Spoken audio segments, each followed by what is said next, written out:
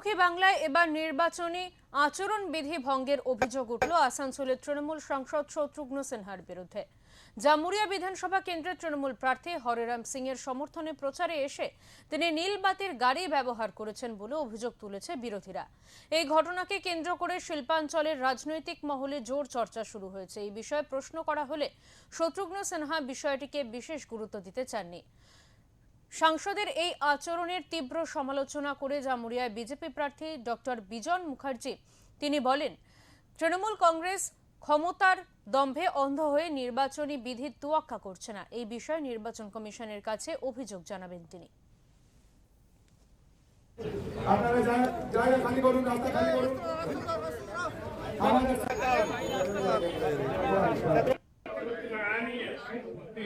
पुराना है, लगाया हुआ है, किसी ने हमने नहीं लगाया है और अभी ऑन भी नहीं है।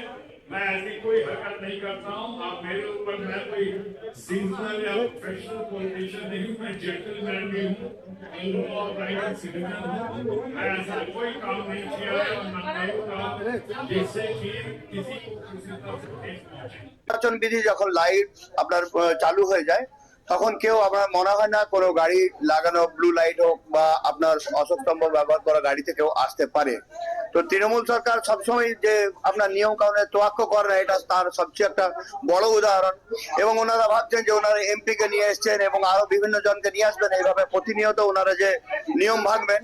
আমরা ঠিক করছি ভারতীয় জনতা পার্টির পক্ষ থেকে বা আমাদের যে নির্বাচন কমিশন আছে সেখানে আমরা যে কিন্তু এর তীব্র প্রতিবাদ জানাবো এবং এই কাজের উপরে আমরা একটা আপনার কমপ্লেন লজ করবো, যাতে আমরা দেখবো যে এই কাজ যেমন না হয় এবং আমরা দরকার পড়লে আর কোর্টেও যাবো এবং যেখানে যেতে হয় আমরা কিন্তু সেখানে যাবো।